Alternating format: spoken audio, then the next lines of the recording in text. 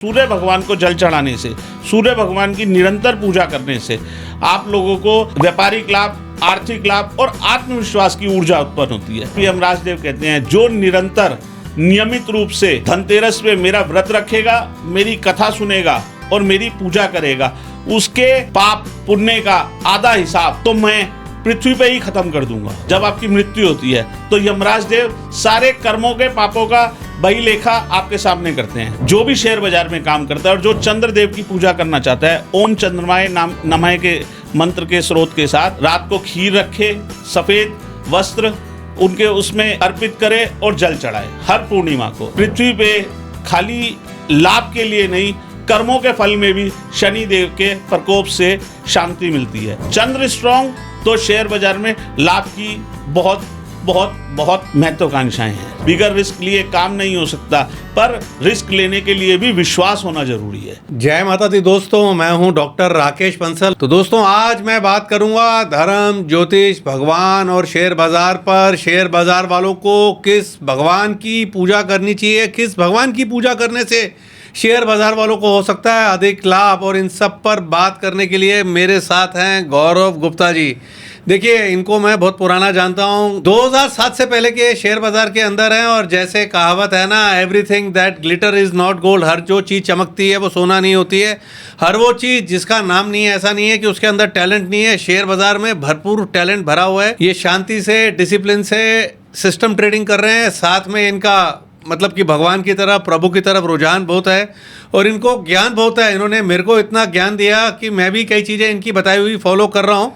तो इसलिए मैंने इनसे रिक्वेस्ट करी कि आइए मेरे साथ हम एक पॉडकास्ट करते हैं इन चीज़ों पर, ताकि जो हमारे फॉलोअर्स हैं, जो सब्सक्राइबर्स हैं, वो भी इन चीज़ों का लाभ उठा पाएँ। देखिए, यूँ तो हम कहें तो गौरव जी, गलत तो नहीं कह रहा हूँ कि 33 करोड़ भगवान है, प्रभु हैं, जिसको कुछ लोग बोलते हैं कि 33 कोटि भगवान है। गलत तो नहीं कह रहा हूँ गौरव जी? क्या कहना है आपका इसके बारे में? नमस्कार दोस्तों, नमस्कार बंसल जी।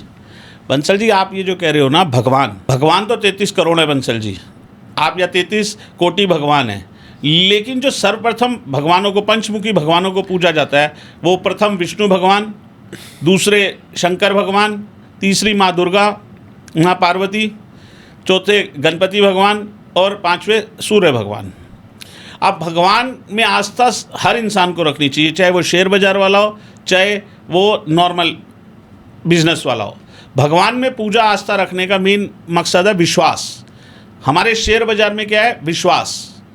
अगर किसी चीज़ पे आप विश्वास से किसी भी काम को करते हो, किसी भी चीज़ में विश्वास से किसी कार्य को संपन्न करते हो, तो वो काम आपका पूर्ण होता है। सर्वप्रथम सबसे ज़्यादा लोगों को अगर किसी चीज़ का भगवानों में ध्यान में होना है तो सूर्य भगवान से कोई कॉन्सेप्ट नहीं है कि शेयर बाजार वाले सूर्य भगवान की पूजा करें तो उनको सीधा लाभ होगा। हाँ, पर सूर्य भगवान को जल चढ़ाने से, सूर्य भगवान की निरंतर पूजा करने से आप लोगों को व्यापारिक लाभ, आर्थिक लाभ और आत्मविश्वास की ऊर्जा उत्पन्न होती है। आत्मविश्वास क्या है? शेयर बाजार क्या है? शेयर बाजार में अगर आप काम कर रहे हो तो उसके अंदर अगर आपका विश्वास है, चाहे वो किसी भी चीज़ पे विश्वास है, चाहे वो आपकी कॉल पे कोई काम करता है, कोई आपको फॉलो करता है, कोई किसी और एनालिस्ट को या किसी पैनलिस्ट को फॉलो करता है, ये सब विश्वास है। अगर कोई विश्वास करके पूरी शिद्दत से आप लोगों के उस पर भी काम करता है तो भी पैसे बनाता है। और जिसको विश्वास नहीं है, जो एक जगह से दूसरी जगह, तीसरी जगह जाता है, उसको कोई काम का कोई वो नहीं होता। सब बातें सिर्फ विश्वास की है। बेसिकली ये कहना चाह रहे हो भाई, एक तो आपने बड़ा अच्छा बोला कि सूर्य भगवान वो भगवान है जो मतलब कि पृथ्वी पे कोई भी व्यक्ति है, सबको उसके दर्शन होते हैं।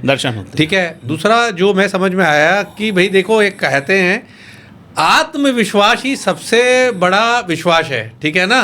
तो सूर्य भगवान की पूजा करने से आपका आत्मविश्वास बढ़ता है, जिससे आपको बल मिलता है। और अगर आप कुछ भी कर रहे हो, मैं तो कह रहा हूँ, अगर आप पढ़ाई कर रहे हो, कुछ भी कर रहे हो, व्यापार कर रहे हो, पढ़ रहे हो, खेल रहे हो, शेयर बाजार में काम कर रहे हो, तो आप शेयर बाजार के अंदर क्राउड के अगेंस्ट जा रहे हो, आपको कोई चीज़ अच्छी लग रही है, किसी और को अच्छी नहीं लग रही है, तो आपको बल चाहिए, आत्मविश्वास चाहिए। तो सूर्य भगवान की पूजा करने से आपको ये बल मिलता है।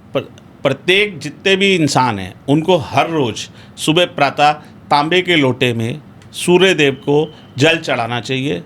ओम सूर्याय नमः का मंत्र का उच्चारण करना चाहिए। इससे खाली आपके शेयर बाजार के लाभ के लिए नहीं है। सूर्य भगवान के दो पुत्र हैं, एक शनिदेव जो निरंतर आप पाप पुण्य जो भी पृथ्वी पे करते हो और जैसा आप कार्य कर रहे हो उसके हिसाब से आपको पृथ्वी पे फल दे रहे हैं, वो सूर्य भगवान के पुत्र हैं। दूसरे यमराज देव, जब आप इस पृथ्वी के सांस्कारिक सारे कार्य से निकल के आगे जाते हो, जब आपकी मृत्यु होती है तो यमराज देव सारे कर्मों के पापों का बही लेखा आपके सामने करते हैं। अगर आप पिताजी की पूजा निरंतर नियमित रूप से करते हो तो आपको पृथ्वी पे खाली लाभ के लिए नहीं, कर्मों के फल में भी शनि देव के प्रकोप से शांति मिलती है।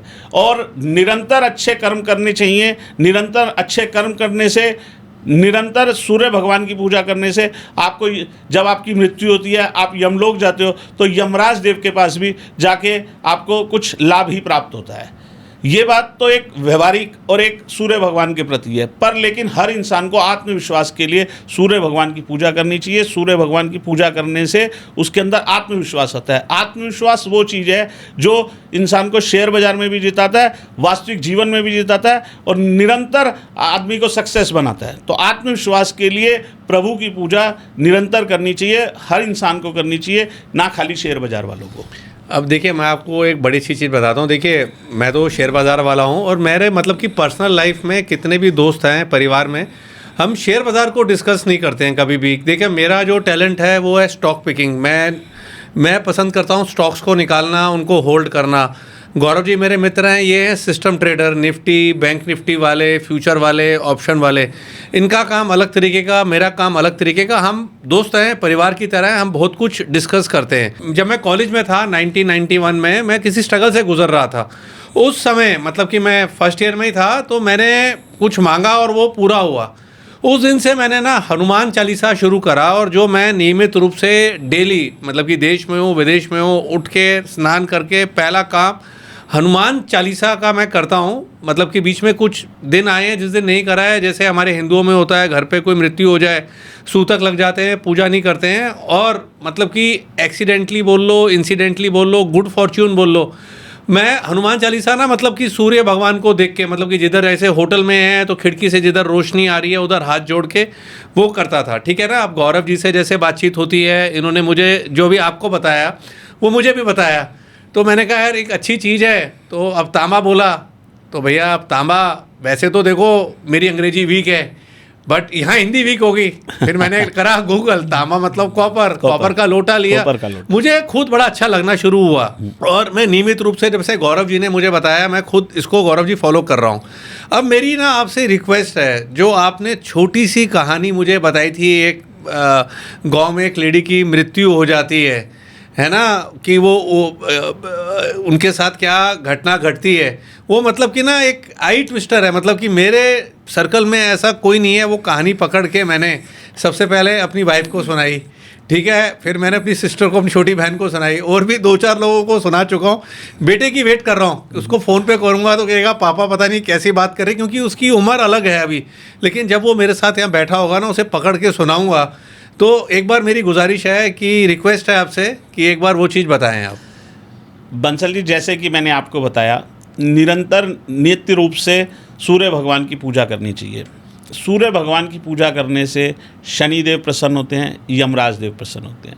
जब आप निरंतर सूर्य भगवान की पूजा करते हो नियमित रूप से प्रतिदिन, बिगर किसी अवकाश के, छुट्टी के, तो आपको जो आत्मविश्वास मिलता है, उस आत्मविश्वास से प्रभावित होकर शनिदेव आपके कुष्ठ कर्मों को या ऐसे कामों को जो इंसान जाने अनजाने में भी कर देता है, वो करने से जो कष्ट आने होते हैं, शनिदेव उसका प्रभाव कम करते हैं। कष्ट सब पे आते हैं, ऐसा कोई थंब रूल भी नहीं है, कोई किसी चीज़ में नहीं लिखा गया कि कष्ट नहीं आएंगे। कष्ट सबको आते हैं, लेकिन ईश्वर की पूजा करने से कष्ट निवारण हो जाते हैं, कष्ट कम हो जाते हैं। ऐसे ही सूर्य भगवान के दूसरे पुत्र यमराज देव, जो आप मुझसे कथा की बात पूछ रहे हैं बंसल जी, यमराज देव की अमूमन आदमी, लोग बाग कोई भी इंसान यमराज देव की अधिकतर पूजा नहीं करते, लेकिन यमराज देव की पूजा करनी इसीलिए आवश्यक है। इंसान की मृत्यु के बाद सर्वप्रथम वो जब यमलोक जाता है तो उसको यमराज देव का सामना करना पड़ता है। यमराज देव ही डिसाइड करते हैं कि उसका आगे की योनि क्या है, या उसको किस में पुनर्जन्म लेना है, या आगे उसको किस जगह जाना है, स्वर्ग जाना है या नरक जाना है। इसके पीछे की एक बहुत ही रियलिस्टिक कथा है। ये एक यमराज देव की कथा, पूजा और एक निरंतर पूजा करने का एक नियमित उपाय है। एक गांव में एक लेडीज रहा करती, एक बुढ़िया अम्मा रहा करती थी। वो बुढ़िया अम्मा नित्य नियम से पूजा करती थी, अच्छे सारे काम करा करती थी। मृत्यु आई बुढ़िया को, मृत्यु आई तो 2 यमदूत आए बुढ़िया को लेने। बुढ़िया की आत्मा जब शरीर में से निकली तो बुढ़िया की आत्मा को लेके 2 यमदूत यमलोक लेके जाने लगे। अब आत्मा को जब यमलोक लेके जा रहे थे, थोड़ी सी आगे चले तो उस बूढ़ी अम्मा को कुत्ते काटने के लिए आए। तो यमदूत बूढ़ी अम्मा से बोले, हे बूढ़ी अम्मा, क्या कभी तूने अपने जीवन काल में काले कुत्तों को रोटी खिलाई है? तो बूढ़ी अम्मा बोलती है, अपने मन में सोचती है, हाँ मैंने काले कुत्तों को रोटी खिलाई थी। तो काले कुत्ते चले गए। और आगे आत्मा जाती है तो बूढ़ी अम्मा को अंगारे मिलते हैं, बहुत कांटे वाला रास्ता मिलता है। तो यमदूत बोलते हैं, क्या बूढ़ी अम्मा तूने कभी किसी ब्राह्मणी को खड़ाऊ मतलब चप्पल दान की थी? तो वो बोली कि हाँ, उसने मन में सोचा मैंने ब्राह्मणी को चप्पल दान की थी। तो वो रास्ता भी साफ़ हो जाता है, बूढ़ी अम्मा के पैर में चप्पल आ जाती है और वो उसको पार कर जाती है। थोड़ा और आगे चलती है तो बहुत सारे कौवे उसके सर पे चोंच मारने लगते हैं। अब वो जब चोंच मार रहे होते हैं तो यमदूत उनसे पूछते हैं, हे बूढ़ी अम्मा, क्या तूने कभी किसी ब्राह्मणी के सर पे तेल लगाया या उसको तेल दान किया है? ब्राह्मणी मतलब जो ब्राह्मण की वाइफ होती है उसको ब्राह्मणी बोला जाता है। और वो अधिकतर पुराने गाँव में और कस्बों में मंदिरों में ज़रूर ब्राह्मणियाँ भी मिलती थी। तो क्या तूने कभी किसी के सर में वो किया है? तो बूढ़ी अम्मा कहती है, हाँ मैंने किया है। उसने सोचा तो कौवे भी चले जाते हैं। अब आगे और रास्ता आता है, बहुत बड़ी नदी आती है। अब नदी सामने आती है तो बूढ़ी अम्मा से पूछा जाता है, इसको पार करना है। अब बूढ़ी अम्मा सोचती है, इसको पार कैसे करूं? तो यमदूत उससे पूछते हैं, क्या बूढ़ी अम्मा कभी तूने जीवन काल में गौदान की है? जैसा कि हमारे हिंदू धर्म में लिखा है, गौदान हर इंसान को करनी चाहिए अपनी क्षमता अनुसार। तो बूढ़ी अम्मा सोचती है, जब उसको ध्यान आता है मैंने गौदान की थी, तो एक गौ माता प्रकट होती है और बूढ़ी अम्मा उसकी पूंछ पकड़ के पूरी नदी पार कर जाती है। अब यमदूत लेके जैसे ही बूढ़ी अम्मा को यमलोक पहुँचते हैं, सबसे पहले सर्वप्रथम उनको चित्रगुप्त जी दिखाई देते हैं। यमदूत जैसे ही दरवाज़ा खुलते हैं बोलते हैं चित्रगुप्त को कि चित्रगुप्त भगवान एक काम कीजिए, बूढ़ी अम्मा ने सारे अच्छे काम किए हैं, कृपया करके इसे स्वर्ग भेज दीजिए। अब बूढ़ी अम्मा कहती है कि भेजो मुझे स्वर्ग। तो चित्रगुप्त भगवान कहते हैं, मैं सब कुछ कर सकता हूँ पर बूढ़ी अम्मा को स्वर्ग नहीं भेज सकता। तो बूढ़ी अम्मा पूछती है, क्यों नहीं भेज सकते? वो कहते हैं, जीवन काल में कभी तुमने यमराज देव की पूजा नहीं की। तभी यमराज देव प्रकट होते हैं। यमराज देव के सामने पेशी लगाई जाती है बूढ़ी अम्मा की। तो यमराज देव उसके सारे कर्म को देखते हैं, बहुत प्रसन्न होते हैं। लेकिन यमराज देव भी ये बोलते हैं कि कभी तुमने मेरी पूजा नहीं की। तो बूढ़ी अम्मा के विनम्र आग्रह से यमराज देव प्रसन्न होकर बूढ़ी अम्मा को 7 दिन के लिए वापस पृथ्वी पे भेजते हैं और बोलते हैं, हे बूढ़ी अम्मा, मेरे नाम का व्रत रख, मेरे नाम की पूजा कर और उसके बाद तेरे को स्वर्ग का रास्ता मिलेगा। बूढ़ी अम्मा की आत्मा शरीर में आती है वापस। गांव में शोर मच जाता है कि भूत आ गया। गांव देहातों में जैसी कहानियाँ कथाएं होती हैं। तो बूढ़ी अम्मा बोलती है अपने बेटे बहू को कि मैं ऐसे ऐसे ऊपर गई थी और यमराज देव मिले। तो वो सब सोचते हैं बूढ़ी अम्मा की दिमाग की हालत ख़राब हो गई है और इसके अंदर कोई भूत है। बूढ़ी अम्मा परेशान होती है कि मैं किसको कथा सुनाऊं, सारा विवरण किसको बताऊं। तो बूढ़ी अम्मा व्रत रखती है। व्रत रखती है अगले दिन सुबह स्नान करके और अपने बेटे बहू को बुलाती है कि कृपया करके मेरे पास बैठो, मैं तुम्हें सारी कथा सुनाऊंगी। अब वो कहते हैं नहीं हमें काम है, वो चले जाते हैं। बूढ़ी अम्मा बहुत विचलित होती है, अब मैं कथा किसे सुनाऊं। तभी एक पड़ोसन आती है और बूढ़ी अम्मा की सारी कथा, सारी व्याख्या सुनती है। सुनने के बाद बूढ़ी अम्मा अपना फास्ट खोलती है, यमराज देव की पूजा करती है। अब वापस विमान आता है ऊपर से, स्वर्ग से यमदूत आते हैं। गांव में वो जो हमारे में वो बोलते हैं ना, बीच में जगह होती है, वो गांव में बनी हुई घरों में जो जगह बनी होती है बीच में, उसमें विमान उतरता है। अब विमान उतरता है तो वो पड़ोसन देखती है बूढ़ी अम्मा कहाँ जा रही है, वो पूछती है ए बूढ़ी अम्मा कहाँ जा रही है, तो बूढ़ी अम्मा उसको बोलती है मैं स्वर्ग जा रही हूँ। अब तो स्वर्ग से विमान आया होता है। अब बूढ़ी अम्मा जैसे ही विमान में बैठती है तो वो पड़ोसन कहती है नहीं बूढ़ी अम्मा मैं भी तुम्हारे साथ चलूँगी। बूढ़ी अम्मा के साथ पड़ोसन भी बैठ जाती है। इतनी देर में गांव में बहुत हल्ला मच जाता है और सारे गांव वाले बोलते हैं हम भी चलेंगे, हम भी चलेंगे। यमदूत सबको मना करते हैं पर सब नहीं मानते, सब धक्के मुक्की में सब विमान पे चढ़ने की कोशिश करते हैं।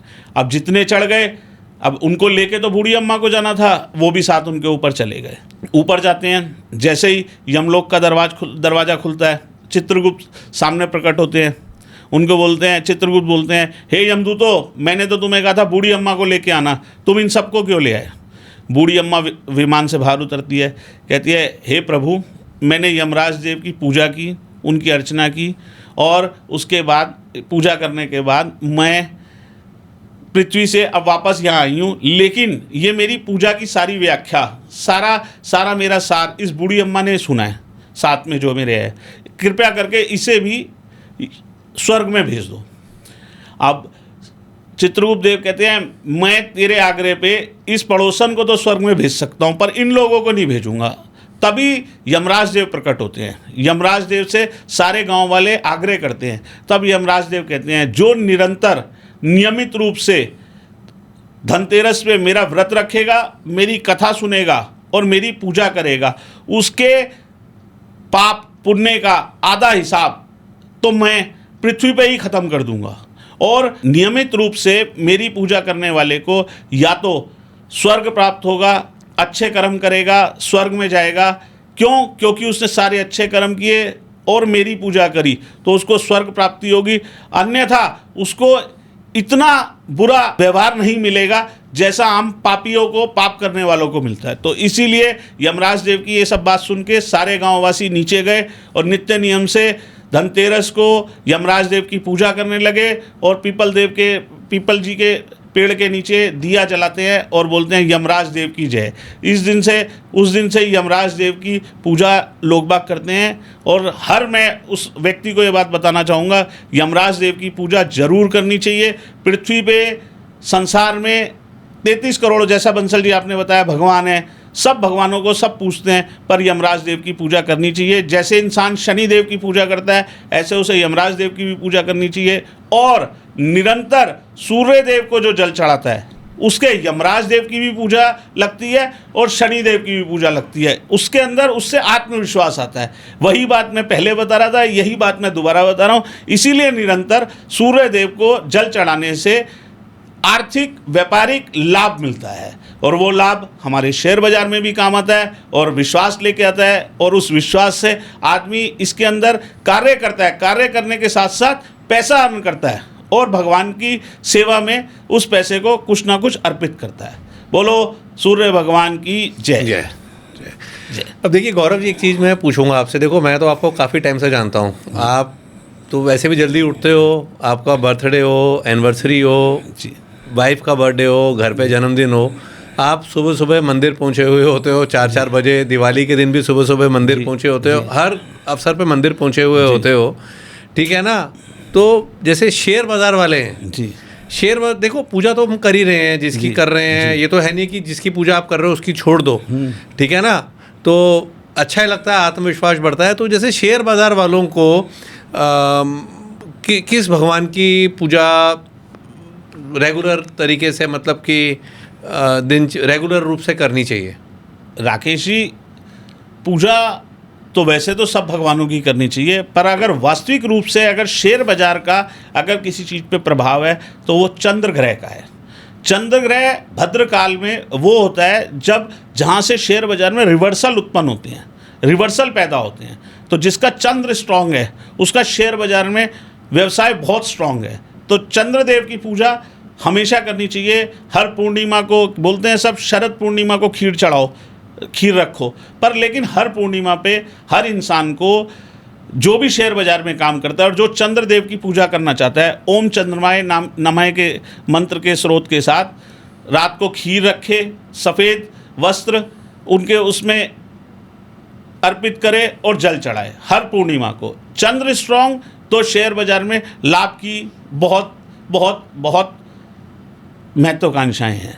तो अगर आप पर्टिकुलर शेयर बाजार की बात करो तो शेयर बाजार के लिए चंद्र स्ट्रांग होना बहुत ज़रूरी है। पर सूर्य देव की बात बताने की आवश्यकता इसलिए है जिसका सूर्य स्ट्रांग उसके अंदर आत्मविश्वास स्ट्रांग, और जिसके अंदर आत्मविश्वास स्ट्रांग वो शेयर बाजार में, निजी ज़िंदगी में, व्यवहारिक ज़िंदगी में, सब जिंदगियों में आगे आत्मविश्वास होना जरूरी है। हर वो शेयर चलता है जिस पे आपका आत्मविश्वास है, जिसको लेने से पहले आप ये सोच लो कि ये गिर जाएगा, ये कम बढ़ेगा, ये ज़्यादा बढ़ जाएगा, या क्या हो जाएगा, कैसे हो जाएगा।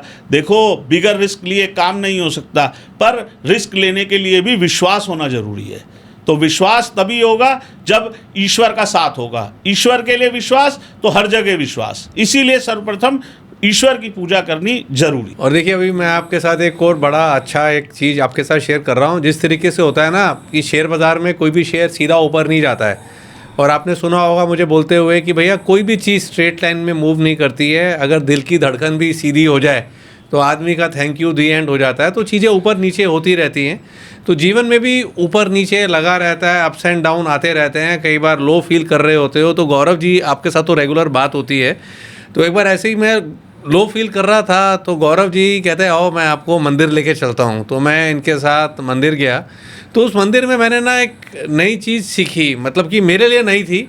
मैंने अपने एक भैया हैं, मेरे हैं राजेंद्र भैया, उनके साथ शेयर करी। तो कहते हैं मुझे उनको तो मालूम था। सीखा क्या गौरव जी, आप भी शायद नहीं गेस कर पा रहे होंगे कि जब हमने दर्शन करे, सब कुछ करे, जब मंदिर से निकल रहे थे, उतर रहे थे सीढ़ियाँ, तो आपने बोला 2 मिनट सीढ़ियों में बैठना चाहिए।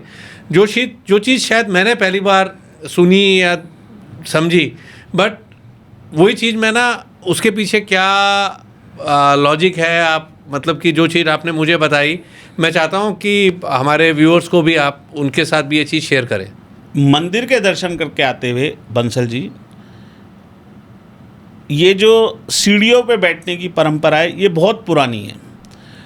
ईश्वर के दर्शन करके जब आप मंदिर से बाहर निकलते हो, और अगर आते हुए बाहर निकलते हुए जब आप सीढ़ियों पे बैठते हो, तो आप प्रभु के जब आपने दर्शन किया उस दर्शन के रूप को आंखें बंद करके स्मरण करते हो। अगर आपको प्रभु के रूप का स्मरण नहीं हो पा रहा तो आपका कहीं ना कहीं मंदिर में ध्यान उतना एकत्रित नहीं था। इसलिए प्रभु के स्मरण दोबारा करने के लिए अगर आपको प्रभु के साक्षात दर्शन नहीं हो रहे तो एक बार दोबारा भी आप अंदर जा सकते हैं। लेकिन ये मंदिर में बाहर निकलते हुए सीढ़ियों पे बैठने की परंपरा बहुत पुरानी है, इसमें कोई नई बात नहीं है। और हर इंसान को जब मंदिर के दर्शन करके बाहर निकल रहा है तो ईश्वर के मन में ईश्वर की स्वरूप को जरूर देखना चाहिए और अपने मन को शांत करना चाहिए।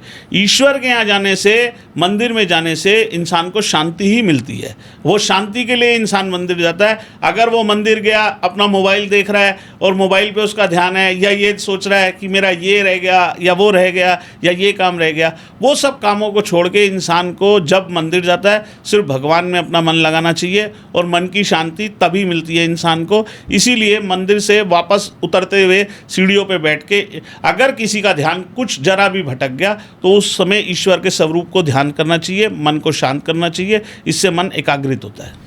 अब देखिए गौरव जी, आपने बताया कि भैया एक तो सूर्य भगवान की पूजा करनी चाहिए जी, फिर पूर्णिमा के दिन चंद्र भगवान की भी पूजा करनी चाहिए। हाँ, आपने खीर चढ़ानी चाहिए, हाँ, आपने बताया, ठीक है। फिर आपसे पता चला कि आप धनतेरस का भी फास्ट रखते हैं, उपवास रखते हैं, ठीक है ना जी, है ना। वो आप यमराज जी की भी पूजा कर रहे हैं, जी, ठीक है ना, आप सब कुछ कर रहे हैं। और जहाँ तक मैं जानता हूँ, किसी को अगर गौरव जी को पकड़ना है या मिलना है साक्षात, तो ये हर सोमवार 6:30 बजे गौरी शंकर के मंदिर में एंट्री करते हैं ना। आप वहाँ पर भी भोलेनाथ जी के मंदिर में भी जल चढ़ाते हैं। बंसल जी 6:30 नहीं, 6 बजे, 6 बजे, हाँ, रूटीन से नियमित रूप से 6 बजे, और प्रति सोमवार को मैं उपवास रखता हूँ। तो देखिए दोस्तों, इस ब्रह्मांड को, इस सृष्टि को प्रभु ही चला रहा है। मतलब कि कहते हैं ना, बिना प्रभु की इच्छा के तो एक पत्ता भी नहीं हिलता है। और इस पर अच्छे से बात करने के लिए आज गौरव जी आए। तो गौरव जी आपका थैंक यू वेरी मच, आपने समय निकाला। धन्यवाद। आप लोगों से भी गुजारिश है, अगर आपको ये पॉडकास्ट अच्छा लगा हो तो हमारे चैनल को सब्सक्राइब कीजिए, इसको लाइक और शेयर कीजिए। जय माता दी। जय माता दी।